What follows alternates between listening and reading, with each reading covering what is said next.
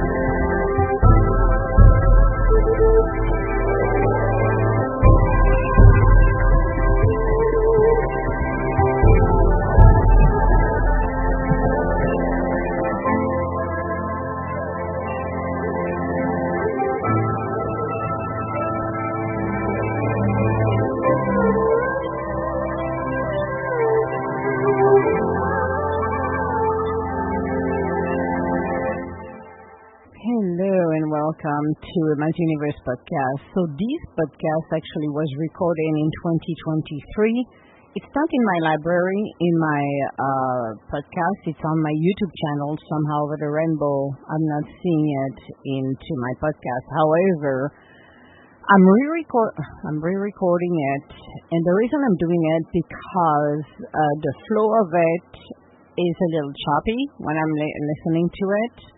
But that's the part 2 of This is a Cautionary Tale of a Junkie Narcissist, the final chapter before the fall. This is what it's called.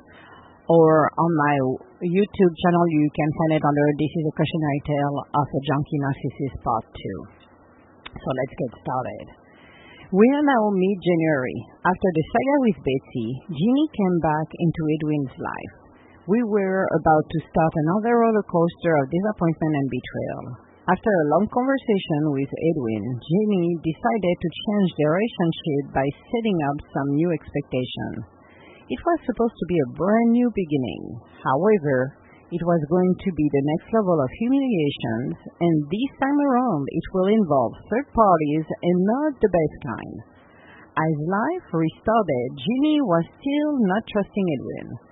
He was still working overnight and wanted Jeannie's attention. As a good narcissist, the only thing he wanted to make sure he got her under control. And by doing it, he wanted her to have all of her focus, not his, all of her focus on him. He wasn't about to let her go. She was back in his life for good, or he thought. He needed her more than she needed him. So by February, when Jeannie lost her best friend, her brother, unexpectedly, Edwin thought the door was wide open for him to finally control her. As she was in the office reading an email letting her know her best friend died, he came rushing to wonder what was going on. When he heard the news, he put his head on the top of her. Jeannie was sitting straight and felt him smiling, rejoicing. Her friend was dead. He thought the path was open for him to control her for good. He thought he could manipulate her to sell her condo. He thought he could imprison her in his own home. He did not realize that she understood very quickly what he was going to do. She was lost. Her world was upside down. She had lost her anchor. She had no idea what to do. She was lost. She felt her world collapse on her. The weeks passed, and she felt lost. She could not grasp that her friend, her brother, was gone. While Edwin told her a few hours after she learned the news that she should get over it, she was sick to her stomach. Things were not going well for her. She wasn't able to close contract. She was behind on payment. Her world became her worst nightmare. Weeks passed, and she got lost to the point that she had the dark night of the soul. She wanted to end her life. It took 5 hours for her friend, a friend of hers, on the phone to help her to get out of darkness. She needed help, and a week later, she found the help she needed by calling the suicide hotline. She found the support she needed after the fact, and from there, she started to put herself back together, one step at a time, 1 minute at a time, 1 hour at a time. In the meantime, Edwin did not care about the pain, the sorrow she was going through. It was mid-March, and Edwin decided that since Jeannie wasn't doing well and wasn't at his home 24/7 like he planned, then he decided to stray again. Edwin had a new target. She was a low-life whore.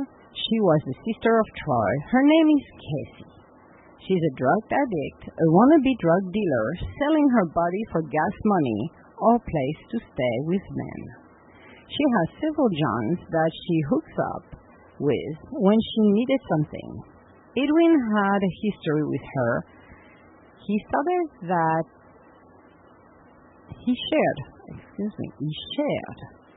that he started to sleep with her 6 years ago when he was at his old house, and the pregnant girl that he has his eye on was too screwed up to sleep with him, so he decided to have a test of her. And from time to time, he would use her services. She was a fan of him. However, he never liked her, neither loved her. He used her as a tool to get drugs and free sex. So he started to miss work at night and stay at Troy's place where he had sex with her. Jeannie felt something was wrong, and she started to observe what was going on. She got a hint that something was happening between Edwin and Casey. We are now close to Easter. This is where everything unfolded rapidly. He was going to Troy's house to get high and at the same time get a blowjob from the whore. It became a routine. However, missing too much work caused some issues. Jeannie discovers the weekend of Easter what was going on, and she was extremely upset and could not believe he would have done that again. This was a form of punishment against Jeannie. He enjoyed it very much. However, Jeannie discovered on Easter morning some very hurtful and demeaning messages that he was sending to Casey, trying to describe Jeannie as a mentally unstable, like a poor girl, completely lost. When she discovered the messages, she lost her calm and almost drowned Edwin in a bathtub. He moved up very quickly, and she was able to punch him and slap him across his face. She took the shower head and beat him up on his back. He was mocked for a week. Jeannie has never lost her calm, has never hurt anyone, but he brought it out of her. It was extremely painful for Jeannie to be humiliated again. She had enough. She wanted to be done with him. However, this did not last long. They were still together. She was still trying to find a way to leave him. She tried as much as she could to stick home. She started to spend more time at her house.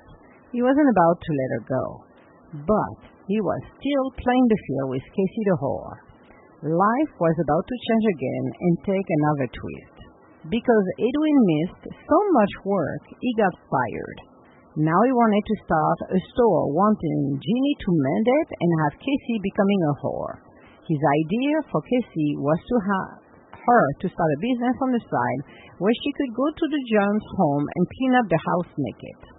He wanted her also to recruit other girls to do that. His idea was for him to become a pimp. As Jeannie was listening to this in horror, she could not believe that he was lowering himself down to that level.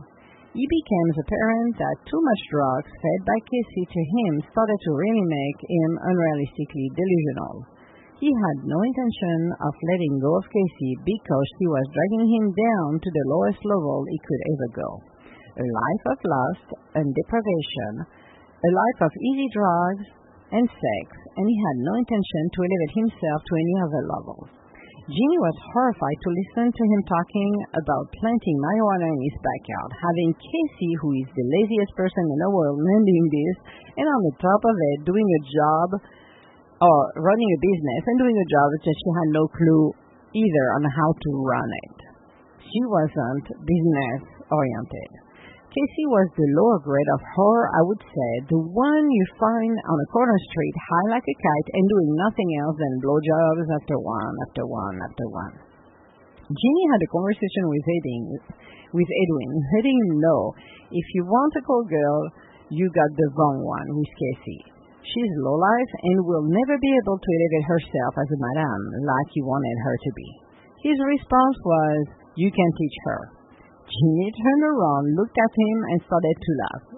Her response to him was as follows. In order to sit at my table with me for just a conversation, you will have to have 1,000 cash on you. In order for me to even think to do a blowjob on you, we will have to have 5,000 minimum on you. I cannot teach a trailer trash wannabe drug dealer to become a madame. He started to keep Casey further from him, focusing on Jeannie. He would call her every day to see how she was doing when she was at her home. Then, when she was back at his place, he would take some time to see what was needed for him to start the store. He was having fun because Jeannie was helping him to try to get unemployment, EBT, and food shelf. As things were progressing, she felt trapped. She felt he was keeping her prisoner. She had enough. Nothing was moving forward on her side. She did not want it to be there. She had enough. Edwin contacted Eliza via messenger asking about her store and the fact that she was going to do a garage sale because she was closing her current store. He contacted her and they agreed to go on and see Eliza's place to see what she had for sale. She had a gut feeling that he was going to do the same thing he has been doing for the past few months, not going. This became a pattern for him. To promise they would do something and at the last minute he would pull the rug under her feet. This time around, she knew he would do something like that, so she went into the garage and told him that they would be going within a few minutes. She wasn't going to let him again screw it up. Prior to that, when Jenny arrived that morning, she said the house was okay.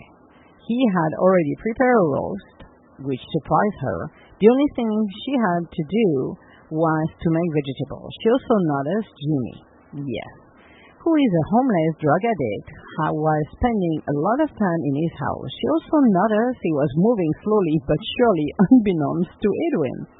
She did not say anything and let it be. They all ate at the dinner table.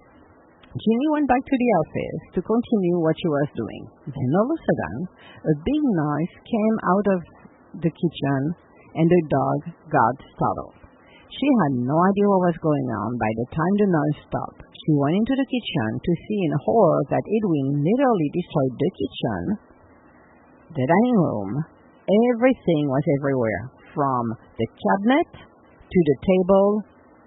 The dogs could not even reach the pie-order. She understood quickly that he did that on purpose to get her triggered, so he could feed off her energy. Instead of being triggered, she went quietly into the office, took the dog with her, and opened the bedroom patio so they could go outside into the backyard. She never gave him the opportunity to see her angry at all. She recognized the pattern. It wasn't about to give in to him. Now, back forward into driving to Eliza's house. It was about 4 p.m. in the afternoon, and it will take an hour to get there.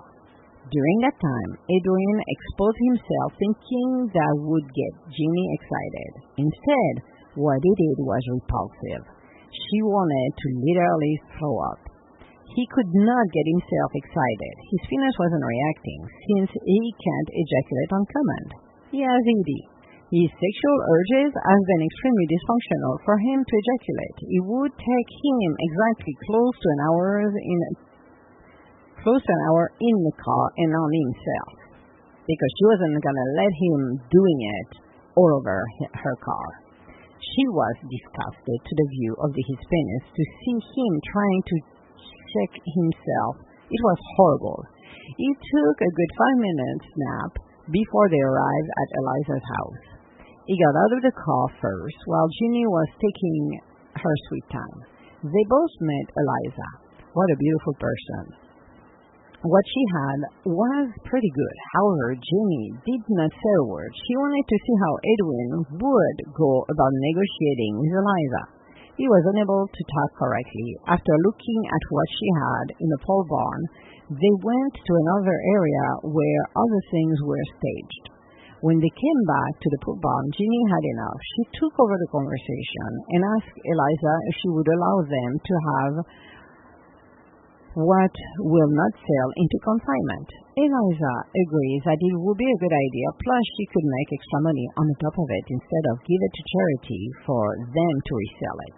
Jeannie had a great conversation with Eliza. However, because Edwin wasn't the center of attention, he started to make some comments. One of them was what Jeannie was doing and her work wasn't working.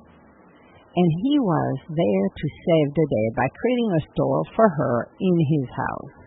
Jeannie was insulted. She did not flinch, but kept the same demeanor, but instead of herself, she was angry. Inside of herself, she was angry. Edwin found another way to humiliate her in front of a perfect stranger. They finally left. She also noted earlier that he sent a half-naked picture of him to Casey again. She had enough, so she started to talk in the car about the fact that sending half-naked pictures to his hall was disrespectful, and she wasn't going to have it this time around. He apologized and recognized it. He should not have done that. However, the conversation again took an unexpected turn. He started to be abusive verbally, telling her that he will continue to send half-naked pictures to whomever he wants, and she better to accept that. At that moment, she said, "No, this is not acceptable, and I will refuse to be treated this way." He wasn't allowing her to speak, but she was able to tell the truth about her piece, and she said her piece for good. Then he said the worst thing he should have never said to her, that he will never go away. Even though she tried to pull away from him, she will come back to him because he created a chaos for her to be addicted to it. He also admitted he sent 2 demons after her so she could fight for him when he got Casey in bed. He loved every minute of it because he thought that was sexy. She was appalled. She had enough. She was horrified for him to admit it, then created a chaos was the addiction he wanted her to be under, and the fact that he was trying to destroy her and feeding off her energy. Jeannie is a high-level empress. She meditates every day. She connects with the universe every day. Her energy is the purest form of energy you will ever have. People are drawn to her because of the beauty and the angelic energy she has. Edwin was always drawn to her. Jeannie, she was not only beautiful inside but also out, and she had that presence you could not ignore. And easy to talk, people would love to talk to her, so she was an asset for him because for his store, this is the person you needed. She was extremely bright and a businesswoman who has the Midas touch. She is the 10 of coins. She is his empress. But Edwin's love to destroy everything as well. And for him, continue to disrespect her and mixing unprotected sex with Casey the whore is not something that she was interested to be exposed to. As Edwin was finally telling the full truth to her, she finally said something that would change the course of everything. She was driving without being angry. However, she left her right hand and placed it towards Edwin's face and said to him, "I am done with your shit. I do not want to do anything with you anymore. I am done with you." She pulled the car to the side of the road and asked him to leave and have his whore picking him up. She repeated it twice. He would not budge, and since no one was on the road, she decided to drive again. He thought at first she was kidding, but she kept repeating, "I am done with you, shit." He felt that he should start to talk. However, since he had little sleep for several days and high on meth, he could not stop talking. She asked him to stop talking. He was still opening his mouth. She had to tell him again to shut the fuck up. She started to increase the sound of the radio because she could not stand to listen to a meth addict talking about nonsense. It was a very long hour to go back to his house. It became apparent to her that when they arrived, it was late, and she was drained of her energy. At one point of time, he attempted to put her hand on her lap. She took his hand and pushed it toward him, letting him know, in a very deep, angry tone of voice, "Do not touch me." He lied to her, saying he was asleep. When she told him again, "Do not touch me," because she knew he wasn't asleep. He was just trying a tactic to see if he could be nice to her. When they arrived at his home, he left the car first. She locked her car and went inside the house. He realized she was unhappy. She wanted to leave right away, but because it was getting late, she was worried about driving 35 miles back to her house with the dogs. She felt it would be unsafe. She decided to stay and then went to bed. She was fully clothed. She had no intention of changing her clothes. He tried to approach her, and she told him again, "Leave me alone. Do not touch me." He watched TV for a while. She fell asleep. At one point of time, she heard some noise. It was Jimmy. Yes. We started to come around in the middle of the night to stay and still continue to move quietly into Edwin's house. That was his game. It was about 5 a.m. when Jeanne woke up. She heard some noise and saw something horrifying on TV. She shut off the TV right away and decided to go straight into the garage because she knew Edwin spent most of his night between his office and the garage.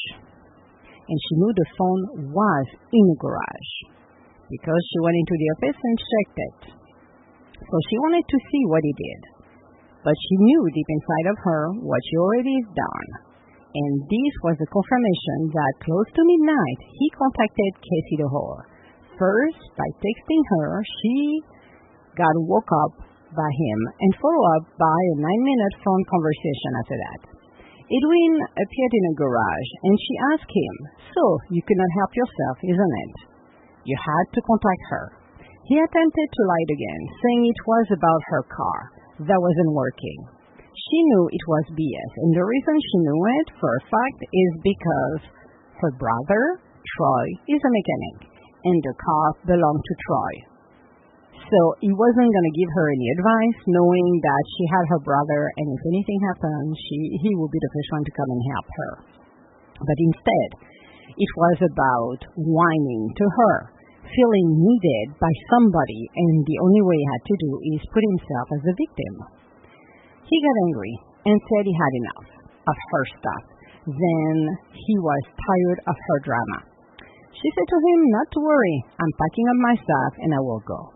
She went inside the house to pack up all of her stuff, making sure that everything was in her bags, and took a huge bag of unopened food for the dogs, put it in the back of her car while the dogs were playing in the backyard. She did her last walk in the yard to get most of the toys for the dogs. She opened the garage door and stayed there, telling him that Lulu wanted to say goodbye to him, and she was ready to go. She also wanted the money for the gas, which he rudely told her to go back inside and stay there until he figured out this one. He was in a garage, actually, smoking meth with Jimmy, and he thought he was the boss. So she said to him, "Well, that's not happening. I'm leaving right now. You can call your whore, and she can move into your house because this is her house right now. I'm leaving. Have a nice life. Goodbye." She took the dogs and left his place. She had no intention of returning, and on her way home, realizing how horrible this entire situation has escalated, she knew the weeks ahead would be the hardest one because of the conditioning he attempted to do on her and the psychic connection they had. He will try to do things to make her want to connect with him again. She had a therapist that was going to help him and also a friend. That Sunday, she connected with Eliza and texted her so she would know that she broke up with Edwin and that she would have to deal directly with Edwin if she wanted to get rid of all of the stuff she had. To her surprise, Eliza said she would not do any business with him and admitted to her that when she saw Edwin, she never knew him at school. Her brother probably did. And the people he gave names while he was speaking with her were all drug addicts and not the marijuana but the hard drugs they were doing in high school. She felt unsafe around him and was worried because he was asking weird questions. She also noted that his energy was all over the place and he was unstable while Jeannie was calm and grounded. And she only agreed to do business with Jeannie. She had no intention of doing anything with him at all because she did not trust him. Jeannie was surprised about that, and also the fact that she also had been dealing with a narcissist for the past 9 years. It helped her to understand what Eliza had gone through, and also finding somebody who understood how to deal with a narcissist. The same day she left Edwin's house, the whore moved in, feeding him drugs for free, controlling him that way. Knowing that Edwin had no control over his own drug intake, he started to overdose. Not taking care of himself, letting the house look like a dump, calling Casey when he needed her for more drugs because it was free. Casey's intentions, because Troy's lease for his house was expiring in July, was to find another place, and she wanted to go and live with Edwin.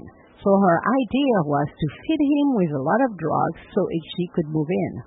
Not having Jeannie in his life gave her the way to do that.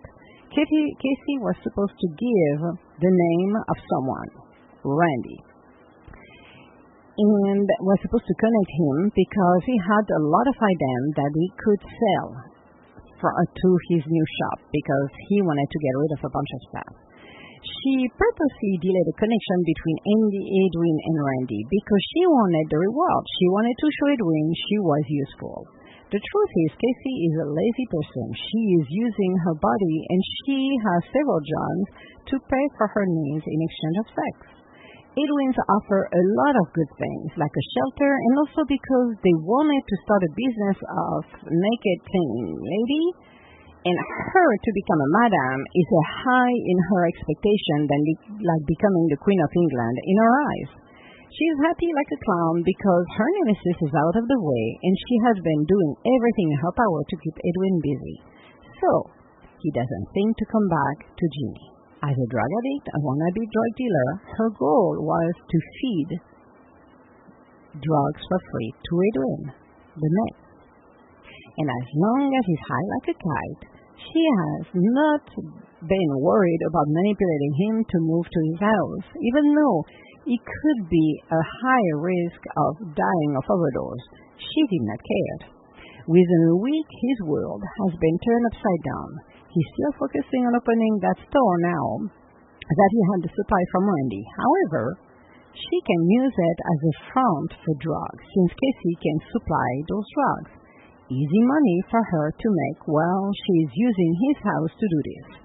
As Jeannie is moving on in her life, she has found the peace she needed. Her dogs are happier. She has cut the cord with Edwin, and also the addiction he tried to inflict on her did not work. She is a strong-minded person. She wasn't one of the girls he had dealt before. He thought he could manipulate her, and it did not work at the end. It went right back where it belonged. He went right back there.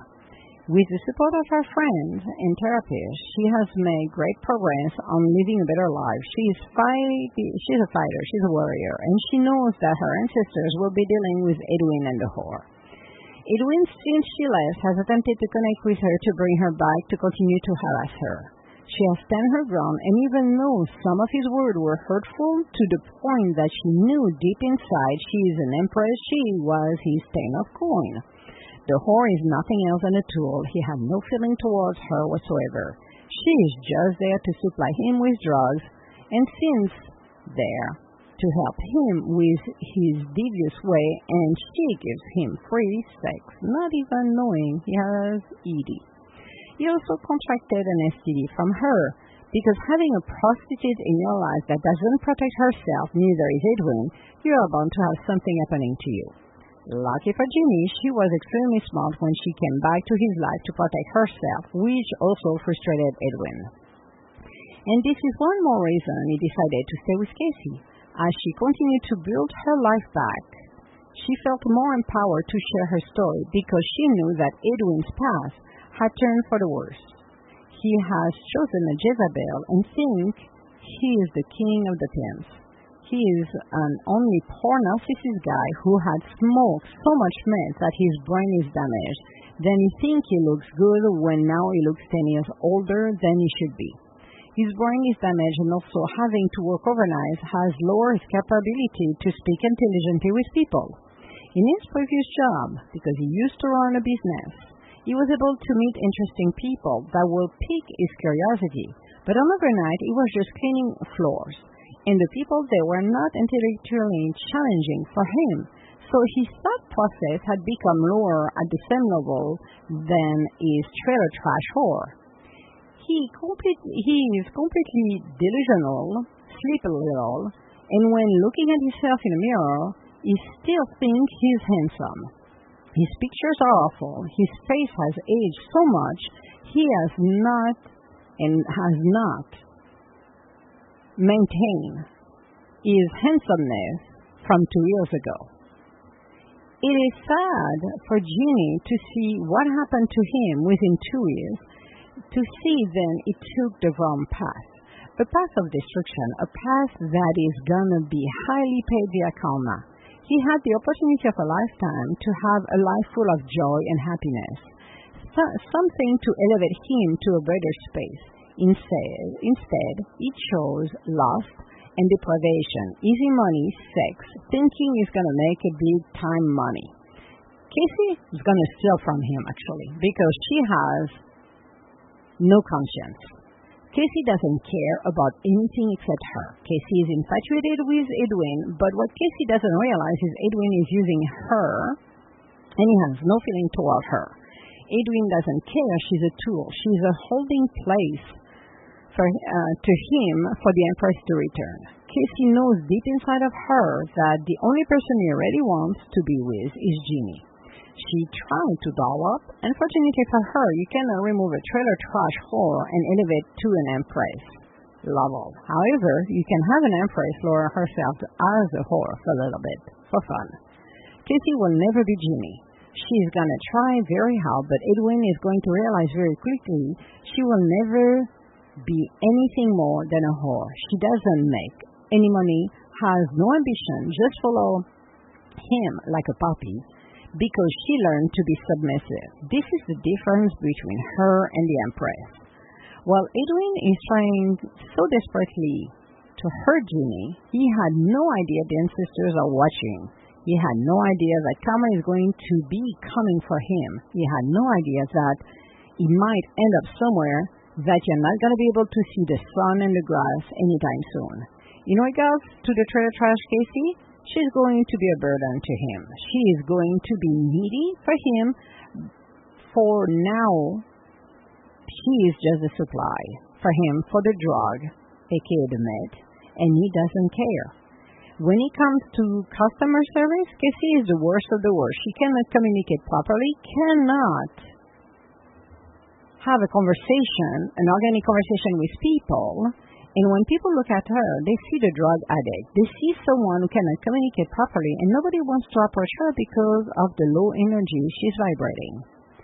Even with the skirt or dress, it still shows it's very sad to see Edwin, who had a great future ahead of him, deciding to choose the wrong path. And with Casey the Jezebel, he's going to learn very quickly, very soon, that what comes up must come down. Everything he has touched in the past has never worked. And it's very sad that the idea he had to the store is going to be turning into something else that's going to get him in trouble. He's going to be a big disappointment to his family and the people who once cared for him as well.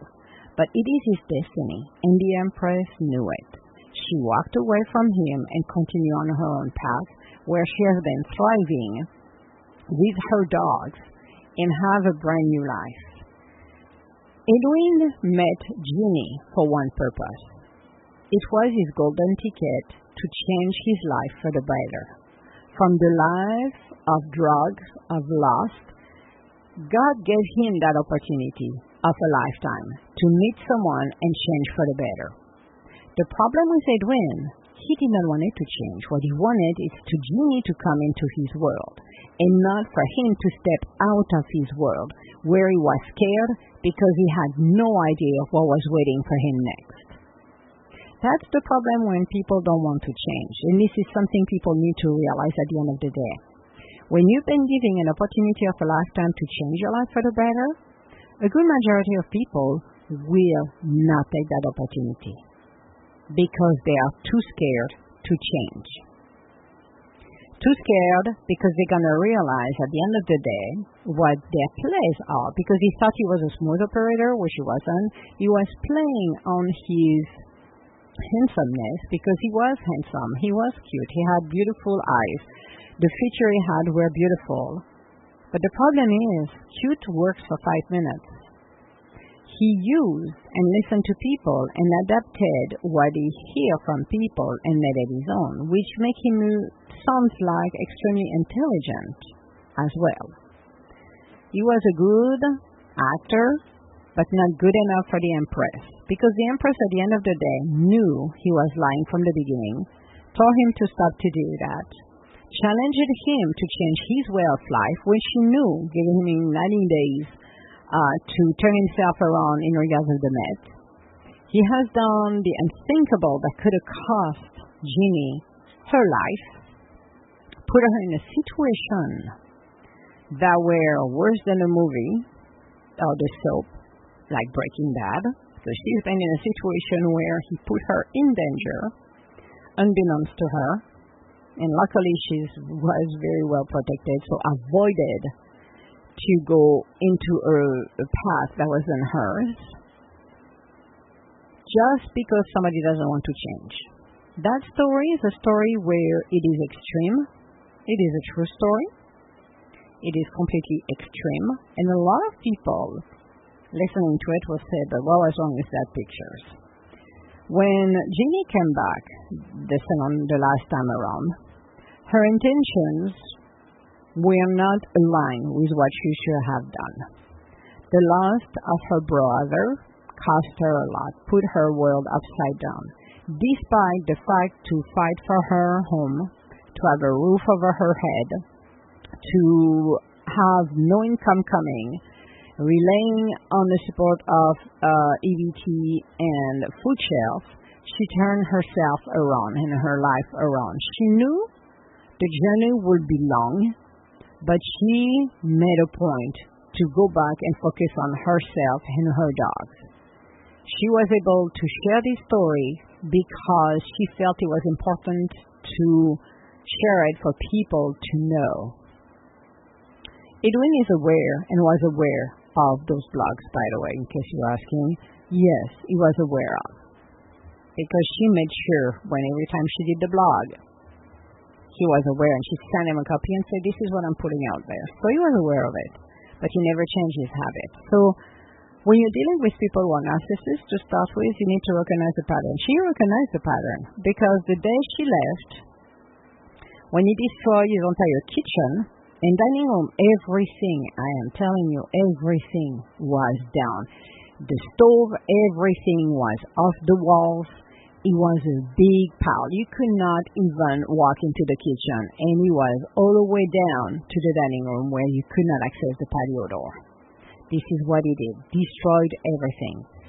She knew it, but she never entered into the dance. He tried to quit and was upset in the car, returning that she never bought his chaos.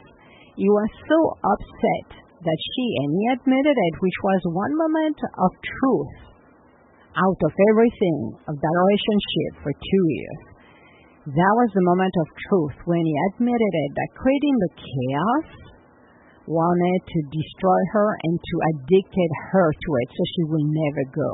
He thought that her leaving, she will come back. He thought that he had her. The problem, he never did. She was in charge. From the time she went and collected the money he owed her, because she did, she went in cash back, because she, and in part 1, I believe it is there, when he tried to use her, she got the money back, and some more. She made sure of that.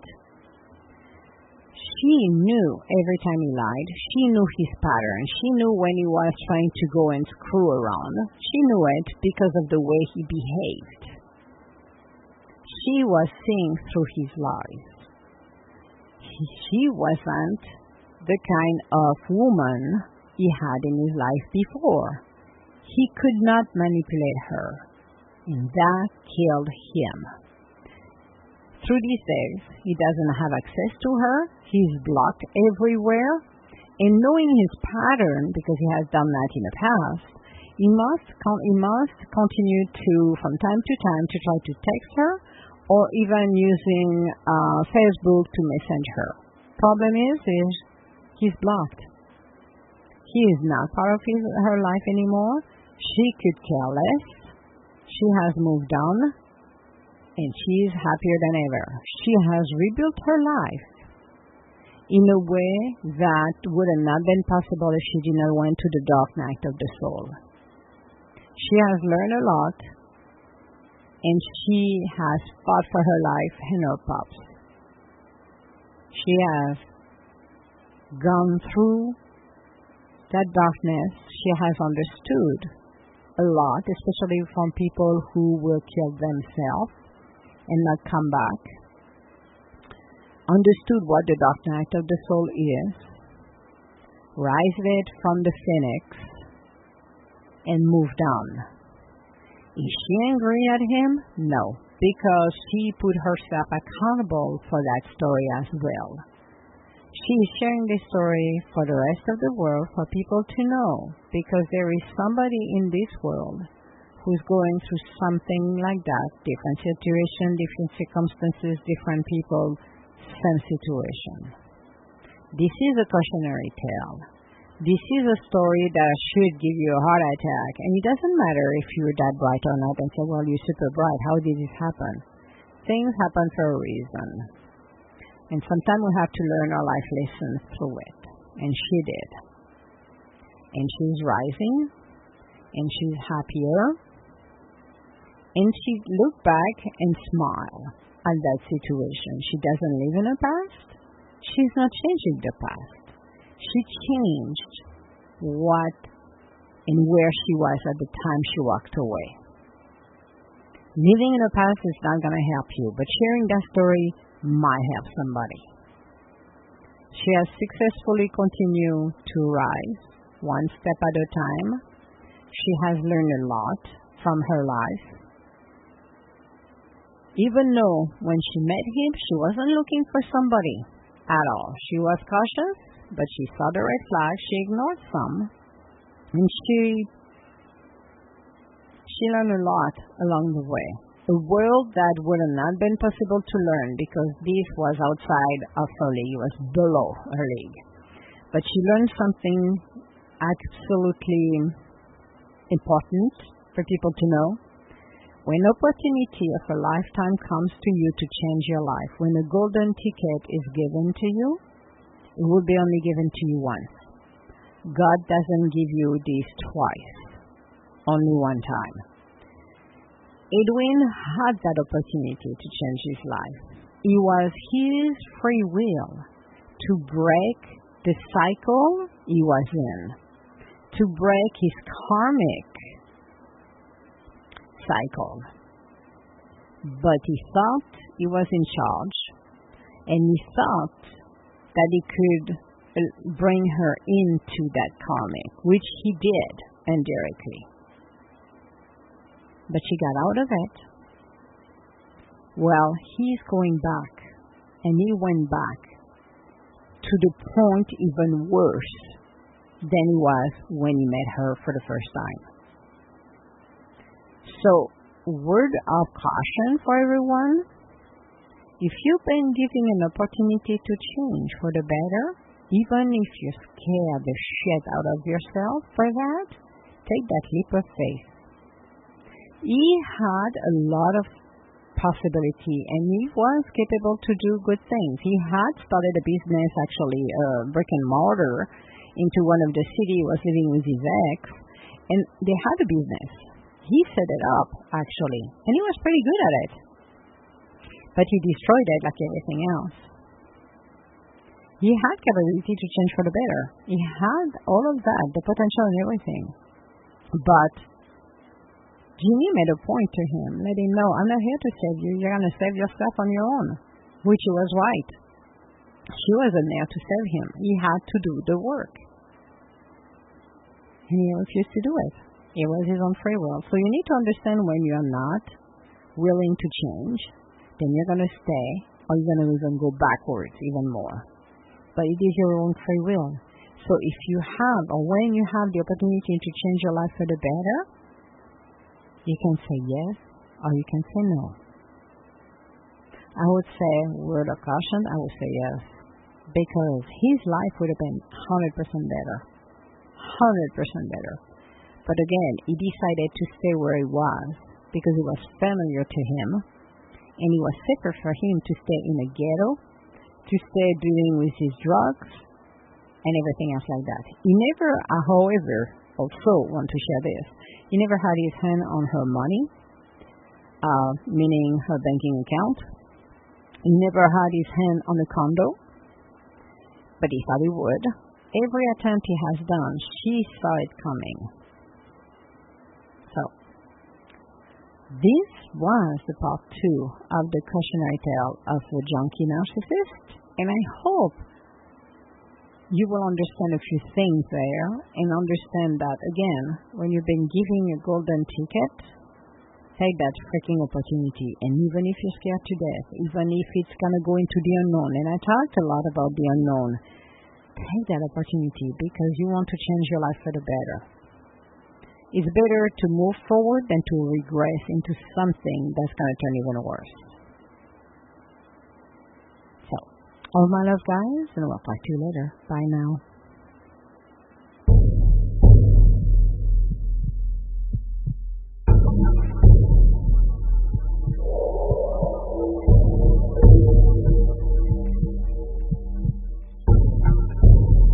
Universe.